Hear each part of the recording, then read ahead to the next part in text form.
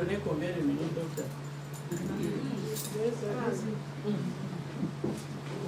Parce qu'il faut me limiter dans le temps. Sinon, je vais pas faire une conférence improvisée. Dis l'essentiel. Bon, je vais d'abord me présenter. Je suis Madame Onguetu Célestine. Onguetu, c'est le nom de mon chéri. Amen. Le plus bel homme du monde. Amen. C'est lui qui m'a charmé. Qui a touché mon cœur, qui a donné la joie dans mon cœur. Je suis mère de multitudes. Et dans la vie sociale, j'étais professeur de biologie. Ce qu'on appelle SVT. Et j'ai terminé ma carrière comme inspecteur de pédagogie. Comment je vais arriver à cette merveilleuse science?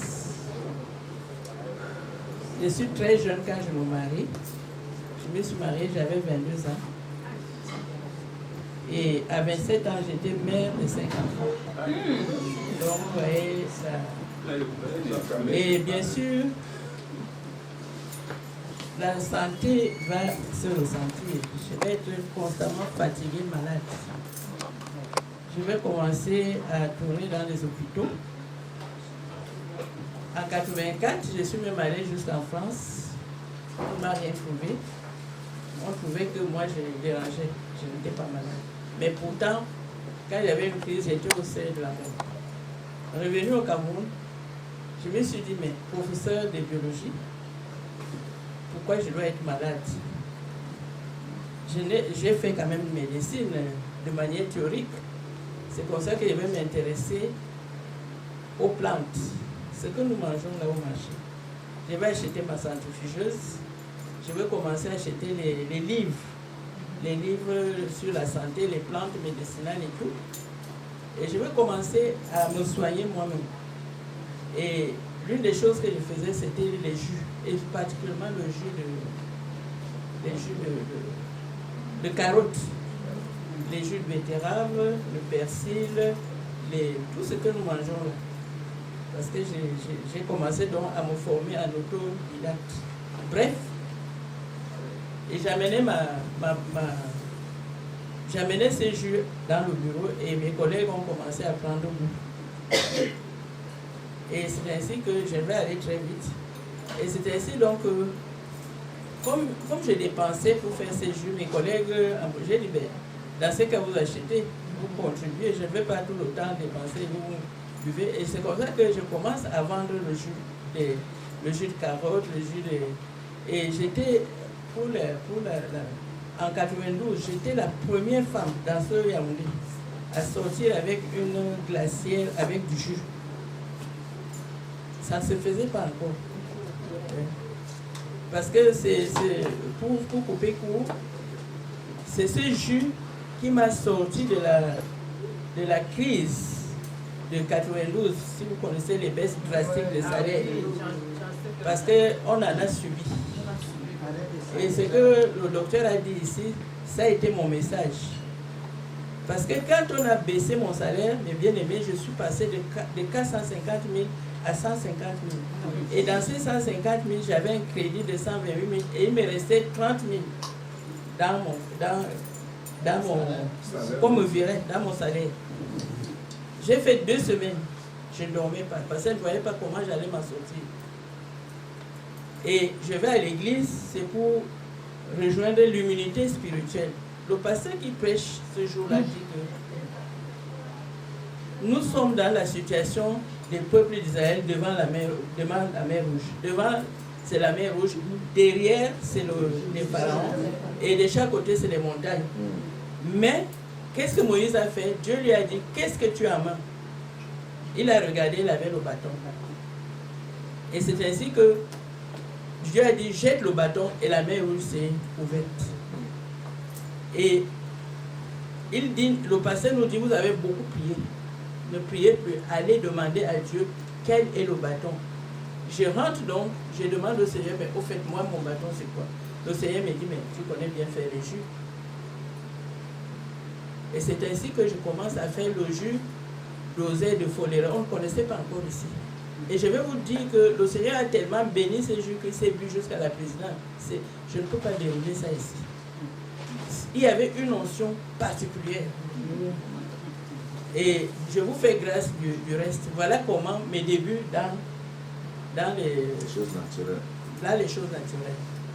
Et c'est ainsi donc que, bon, après on néglige, après on retombe, ainsi de suite. Maintenant, je vais vous signaler que je suis à la retraite depuis bientôt 10 ans. Plus de 10 ans. Alléluia. Je suis à la retraite en tant qu'enseignant. Donc, ceux qui sont de la fonction publique peuvent connaître mon âge. Donc, c'est pour ça donc, maintenant, je suis à la fonction, je suis à la retraite. Je me dis, bon, j'ai travaillé pendant 36 ans. Je ne m'occupais pas vraiment de mon chéri. Maintenant, je m'occupe de lui.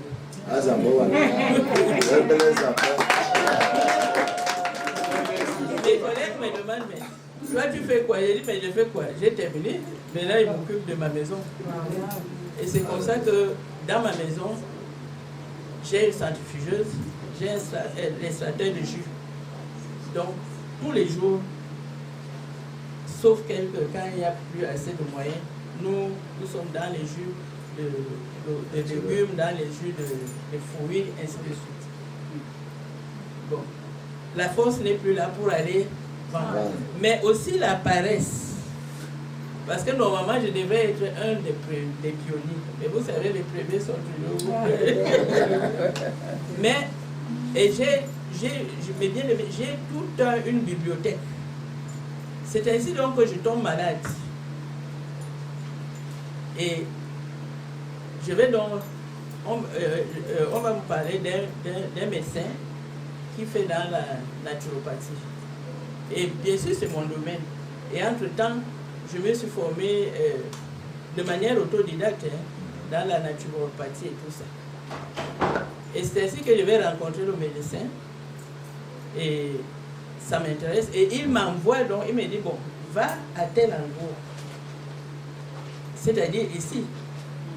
Il y a cela 2 mois. C'est lui qui me parle donc de ce centre. Et c'est comme ça que nous arrivons ici. Tu sais, c'est toujours... C'est quelque chose qui est en moi. Mais il faut maintenant mettre l'ordre. Mettre l'ordre, canaliser. Il s'appelle qui, les médecins là? Je ne les connais même pas. Belombe. Docteur Belombe. Il est médecin. Je les connais. Et il soigne beaucoup plus. C'est lui qui m'a envoyé. Tu le connais? Il est venu ici. Il est venu ici. Avec beaucoup de cheveux comme ça. Ah. C'est pour le fils de papa. C'est le fils de papa Guillaume. Ok. Ah, c'est le fils de Donc papa c'est Guillaume. lui qui m'a parlé de ce centre, je ne connaissais pas. Alors, le docteur vient de dire que j'ai fait biologie élémentaire. J'ai fait plus que ça. Mais ce que j'ai compris, et particulièrement aujourd'hui, c'était un peu comme si vous faites un champ, ou bien comme ça, David a rassemblé tout le matériel pour construire le temple de Dieu. Mais ça, Salomon est venu comprendre. Mais il n'a pas pu construire. Oui. C'est un peu ça ma vie. J'ai rassemblé sur le plan intellectuel, sur le plan matériel, sur le plan même spirituel, sur le plan même affectif, c'est-à-dire de l'âme et tout ça. Mais c'est un chantier. Donc, pourquoi je suis ici? Et je l'ai dit d'ailleurs depuis le début au docteur, je crois que c'est le lieu où Dieu m'a amené pour maintenant mettre l'ordre dans tout ça. Et que ça puisse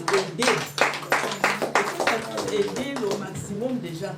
Parce que j'ai dit à mon mari, j'ai commencé à faire ma bibliothèque, mais je ne peux pas investir. Et je vous assure que par mois, quand je travaillais, j'ai une bibliothèque, j'achetais les livres au moins pour 10 000. Les livres spirituels, les livres dans la santé, parce que c'est les domaines qui m'intéressent. Et vraiment, ça m'intéresse. Et je dis, mais je ne peux pas avoir tout ça et ne pas en profiter à la masse. Donc pour moi, je dis solennellement que donc, c'est Dieu qui m'a envoyé pour que vous me coachiez. Alléluia. C'est mon coaching. Donc c'est pour ça que tout ce qu'il dit ici, mes bien-aimés, c'est la vérité. Et il faut vraiment mettre en pratique. Parce que nous, les francophones, ce qui nous embête, c'est la mise en pratique. Et je parle en parlant de moi. Dieu te donne des talents, mais tu ne mets pas ça en valeur. Et je crois que j'ai dit l'essentiel. Alléluia.